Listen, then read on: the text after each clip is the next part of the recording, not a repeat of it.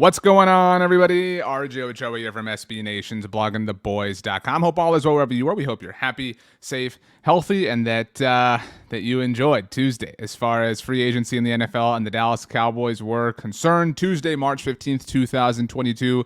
We appreciate those of you for stopping by here on the Blog of the Boys YouTube channel. Please do subscribe. We've got daily updates throughout the week of free agency beginning in the NFL. Also, before this in our channel, we had our latest Blog of the Boys roundtable. Myself, Tom Ryle, Aiden Davis, Tony Catalina, and Mark Lane chopped it up and discussed the day's events in a little bit more specific fashion. We're here today to kind of give you a recap as far as what's going on with the Cowboys, what went on with the Cowboys on Tuesday. Tuesday marked the eve of the new league year. The new league year does officially begin on Wednesday, March 16th at 4 p.m. Eastern time. That's when things can become official, although a lot of things are already agreed to, etc. Like we've talked about the Malik Hooker to Cleveland trade, other trades in the NFL, Russell Wilson to Denver, Carson Wentz to Washington, things like that. But Tuesday, as far as the Dallas Cowboys are concerned, was headlined by Randy Gregory, who ultimately landed with the Denver Broncos. Again, an agreed-to proposition. I know our graphics says signed, but the day started off normally, I suppose.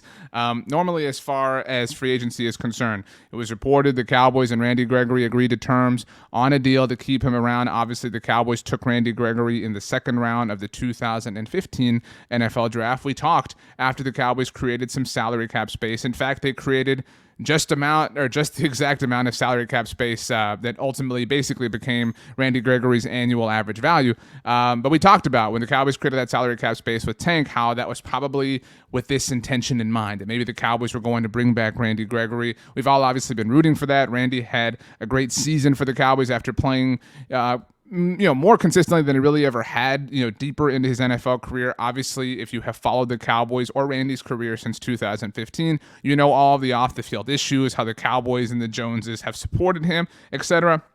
This took a lot of turns, and where it seems to have landed on Tuesday evening with all of the dust kind of settling, but you know how with stories like this, there's always another layer that's going to come out.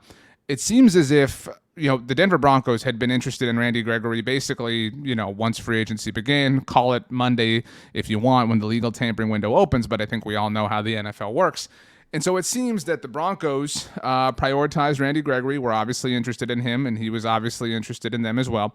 And that the Cowboys made a pitch and made a last-ditch effort, it seems, at the 11th hour. The 11th hour was a really, really widely used phrase to keep Randy. And Randy had agreed, and there was some discussion about how the Cowboys allegedly, after they and Randy's representation agreed to a deal, how the Cowboys allegedly tried to slip in some language into the contract that Randy's representation did not like.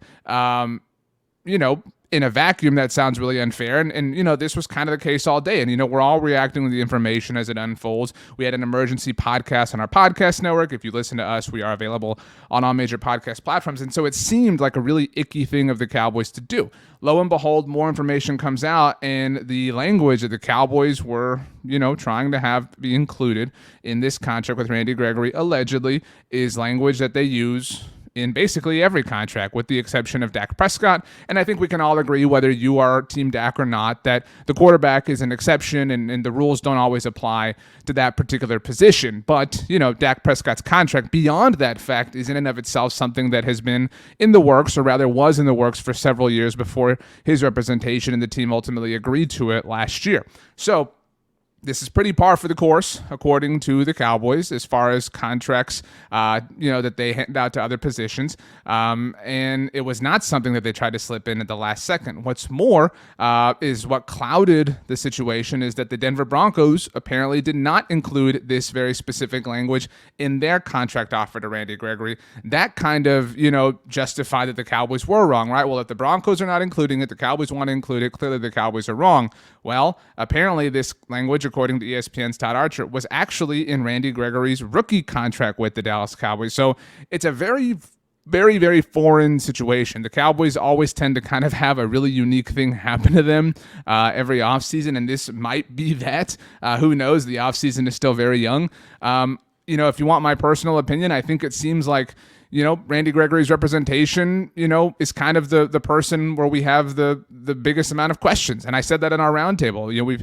That's been a prevailing theme. I've tweeted about that. A lot of people have that's kind of where we've all landed as far as following this story, because the Cowboys, it seems straight up that they do include this language in other contracts, that it was not something they tried to squeeze in at the 11th hour. Now, there are lots of reports, people like Bobby Bell from 105.3 The Fan, that the process of getting to this point between the Cowboys and Randy Gregory was a little bit slow, maybe not exactly what Randy Gregory and his representation wanted. So this could have just really been the straw that broke the camel's back. Might have just been the last straw. You know what I mean? Maybe this was a situation that was brewing and that was tense. And you ever in something like that where there's something, that really isn't significant that happens, that is kind of where you reach your boiling point. But it's because that's been brewing and brewing and brewing. And maybe that's what happened here. But Randy Gregory ultimately is headed to the Denver Broncos on the same exact deal that he was set to sign with the Dallas Cowboys. And to be clear, just to be technical, we are still in the legal tampering window, so he has technically only agreed to terms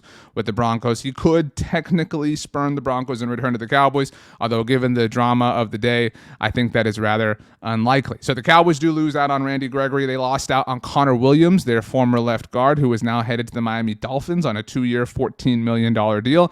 I wrote about this recently. I think that some Cowboys fans were just slightly underrating Connor Williams. I know that he had all the penalties, but replacing a left guard is hard, and maybe Kenyon Green falls to the Cowboys at 24 overall. We'll see about that in a few weeks. But, all I'll say is, it's easy to say you won't miss anybody until they're gone. And so I'm not saying Connor Williams is the best guard in the NFL, but we'll see. And we certainly wish him well. Before we get to the other big story, the Cowboys did bring one of their defenders back on Tuesday, Malik Hooker, returning to the Cowboys on a 2-year, $8 million deal. So congratulations to him. There were some reports that his role on the defense is expected to grow or to increase in 2022, which is a little bit of an indication that maybe Jaron Kearse is not coming back. Who knows, though? No predictions here. But sometimes verbiage like that does suggest those sort of things. But congratulations to Malik Hooker. So that's one defender coming back on the Cowboys. We know DeMarcus Lawrence is obviously coming back as well. There's some other defenders that are free agents for the Cowboys that they need to make some decisions on. Leighton Vander Esch is one as an example. Now, granted, they did not pick up Leighton Vander Esch's 5th-year option last year, but kind of like Morris Claiborne after the 2016 season, or rather for the 2016 season, they could just choose to sign a 1-year deal with him. The Cowboys did that with Mo, did not pick up his 5th-year option, entering his final season with the club, his 4th season on his rookie contract, then did sign him to a 1-year deal, that prove-it deal in 2016 before he left for the New York Jets, and eventually found the Kansas City Chiefs, where he won a Super Bowl. So we'll see if that's the case with Leighton Vander Esch, but subject of linebackers, not really, more outside linebackers, edge rushers. The rumor of the day. Oh, yeah. I'm building it up because you're going to get hyped. Von Miller. Von Miller has interest in the Dallas Cowboys. NFL Network's Jane Slater, friend of the show, Jane Slater, reported on NFL Network that there is interest from Von Miller in the Dallas Cowboys. She went on to report on Twitter that that streak kind of goes both ways. It's a matter of, as we all know, with the Cowboys, is the price right? Is everything kind of copacetic? Could this ultimately happen? The Cowboys did lose out on Randy Gregory, so they obviously have a need at the position of edge rusher, to be specific. Call it outside linebacker, defensive end, whatever you want. Somebody to rush the quarterback. Von Miller knows how to do that at a very high level. He's won 2 Super Bowls, been a Super Bowl MVP. His resume kind of speaks for itself. And we know the Cowboys are prepared, at least, to offer a sizable contract to a pass rusher because they were going to give one to Randy Gregory. And what's more is one of the more popular destinations for Von Miller as far as free agency predictions are concerned, or have been concerned, has been his old team in the Denver Broncos. The Broncos, of course, traded Von to the Los Angeles Rams. That's why you see him pictured in that jersey here. He won the Super Bowl with LA.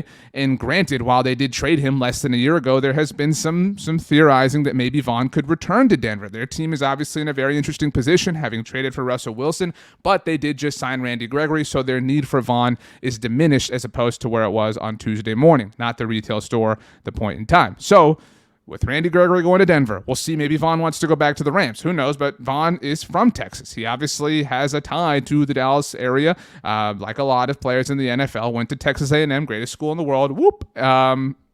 it makes sense. It makes a lot of sense. And Von could provide this incredible point of defensive leadership for the Cowboys, somebody who's been there, done that, climbed the mountain 2 different times, done it as the star of the team, like in 2015 when he won that Super Bowl MVP, and also done it as a high contributor on a team like he did just a few months ago with the LA Rams. I'm not the only person that thinks this is a good idea. I'm sure you think this is a good idea. And Von Miller's former teammate and former Dallas Cowboy, DeMarcus Ware, also thinks it's a good idea according to his Instagram. Moves around the NFL. Russell Wilson going to Denver. Randy Gregory going to Denver. There's a missing spot in Dallas now. Just talked to Von Miller. Michael Parsons, DeMarcus Lawrence, and Von Miller. Sounds good to me. Good for you, DeMarcus Ware. Good for you. Now, of course, D. Ware did win Super Bowl 50 with Von Miller.